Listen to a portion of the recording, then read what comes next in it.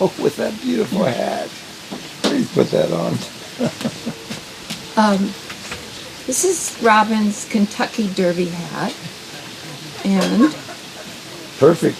Perfect. I know that she loved watching, I don't know how many years.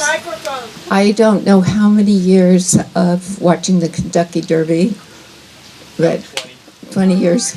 And we would often talk on the day of, and I would try to make a moment to watch it. And Robin, I guess, wore this hat while she watched. My heart is broken, so I may not be able to speak very well at all. I was 7 when Robin was born, so pretty soon I was grown up and on to all the other things. When I saw her in February, she said, "Karen, I want to thank you for, first I want to thank you, and then I want to vent." I said, "Oh dear." And so she thanked me for some things that I'd sort of forgotten about. But when she was a young adult, right after college, we lived not far from each other. And I found myself playing parent a little bit. I definitely have oldest daughter syndrome and always want to take care of everybody. But I reminded her that she needed to go to the dentist every 6 months. And she said, "Oh, I never thought of that." Or things like that. And she said, "I want to thank you for telling me I should go to the dentist, whether I need to or not." And then she thanked me for helping her buy her first car, which is a little red bug Volkswagen, which I'd also forgotten about. And so I think it was shortly after that that she met Stephen in the ocean and started another adventure.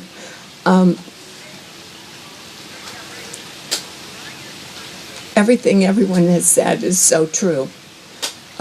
I don't remember, there probably were some, but I do not remember ever having a bad moment with Robin. It was always good. It was always just kind of the most perfect person I knew. As Dulcie alluded to, she always sent the perfect card for every occasion. I never did anything like that. Always organized. Even when I walked into her closet 2 days ago and to help Stephen with some things, I was amazed. Perfect. Always kind, always helpful. But she still had boundaries. I admire that. She knew when to say yes, when to say no, and did it graciously. And her sense of humor is something I can't even describe. Her sense of humor is precious and unique and sometimes subtle, but I treasure it. And I'll always treasure her. She's always here. Turn around, Karen. Look to your left right there at the flower. The yellow flower is turning. Oh, the hummingbirds. Oh, and the roses, as I learned. Those big roses over there, I call them Robin's roses. She planted them as very small roses after my sister Lisa passed, our baby sister. And they grew to be huge and beautiful. I learned that from Steve recently. So the gardens reflect her. They reflect her beauty and kindness and everything. Thank you. And the hat is a little hot. Still a perfect fit. Yeah.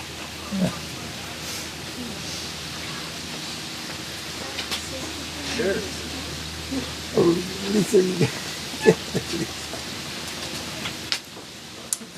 Hi, I just wanted to share the quote that Dulcie couldn't find.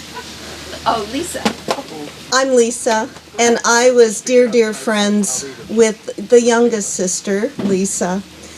And so I don't know Robin as well, but I know of Robin's love and her gift of light and her open arms. And I can tell by today and by everybody's heavy hearts how much she meant to you and continues to mean to you.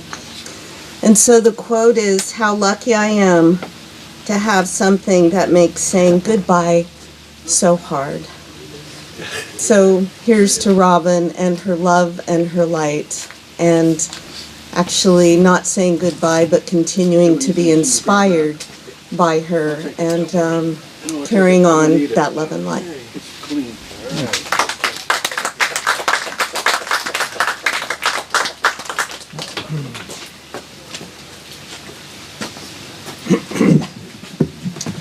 Good afternoon.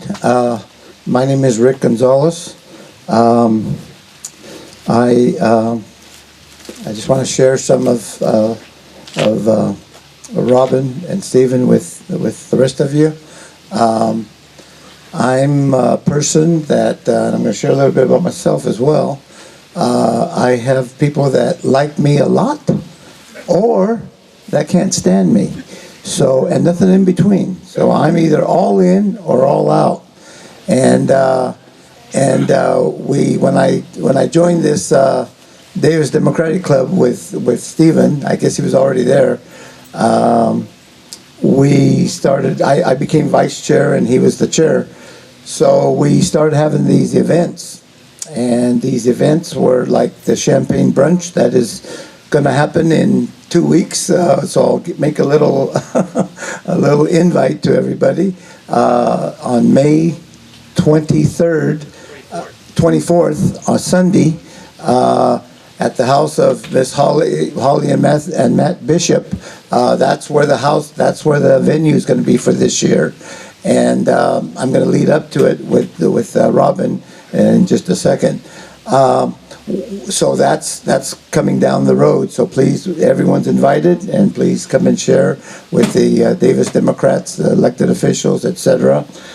It's a beautiful venue, and it's going to be a nice outing with your Davis Democratic Club Democrats as well as Democrats from Davis. When we had our first event, I was sort of in charge of the tables, et cetera, so I start doing my thing. And here comes this gal that starts doing everything I was doing. And I looked at her and I go, what are you doing? And found out that this was Robin. And not only was she doing it, but she was doing a better job than I was. Hello. And so the more I observed, the more I started doing less and she started doing more. And I said, when she finished, it looked perfect. Every table had a centerpiece. Every table had the little beads, a little this, the little that. The woman's touch that, folks, I don't possess. And so I said, this is great. She didn't say anything. She barely, like you guys said, she was a person of few words. But I could tell by just her emotions, just what she was doing, and the results. Perfect. Well, the next time we had an event, guess what? I just sort of sat back and let her come and do the whole thing. Finally I said, Robin, just tell me what you want me to do. I'll do it. If you want me to stand on my head, I'll stand on my head, because it was just this design thing the woman's touch was just so perfect for it. And so we did it for every event. The champagne brunch with the last 5 or 6 of them, it was all her. She just made the food here, the decorations here, the centerpieces here, the this, the that, I mean, it was just, I was just so amazed at it. And so so we started talking. She still didn't talk too much, you know, so I did most of the talking. She did most of the listening. I just want to point out, Lisa, Lisa, will you please wave? Lisa, no, this Lisa. I met her, and in 30 seconds, she had me telling my life history, and that don't happen too often. So, and she shared some of her, and now she's from Carson City. She's not even from Davis, you know, but she's the one that just spoke up here. So, Lisa, I want you to know you pushed the right button, and you got me to share stuff that I've never shared with nobody. So that was very impressive. But Robin was just so. Then when I got to know her, she was very smart, and I will agree, because I'd ask her about these little situations, and she had an opinion on everything that I asked her, and it was really sort of cool, because I wanna see what somebody else thinks about it. You know, I've got my thinking, but I want a springboard to sort of see if my thinking is okay, or if it's, you know, whatever. She always had an opinion, and she knew what the whole situation was. It wasn't like, oh, Rick, I don't know what you're talking about, so no, she was smart. She was smart. I think she listened. I mean, I know she listened to people. And just, you know, so she had all this information, but I'm a talker, and she just wasn't the talker that I was. So I sort of liked being around her, because I did the talking and she did the listening. But whenever I asked her for an opinion, she come right there and told me exactly what. And I said, well, thank you very much, because that's what I want to hear, and so I can go about my business. So at this champagne brunch, and at all the future champagne brunches, there's going to be no more Robin, and we are going to miss her tremendously. And she was just a great person. Stephen and Robin were a great couple, and we're just, Stephen, we're going to be behind you all the way. So if you ever need us, we're a phone call away, and we're not even that far from distance either, because we're here. I remember this thing when nothing was here, and now look at it. It's just so tremendous, and I know Robin played a big role. I know Stephen played a big role. This is a beautiful venue, and we're going to miss Robin until we meet again. Thank you.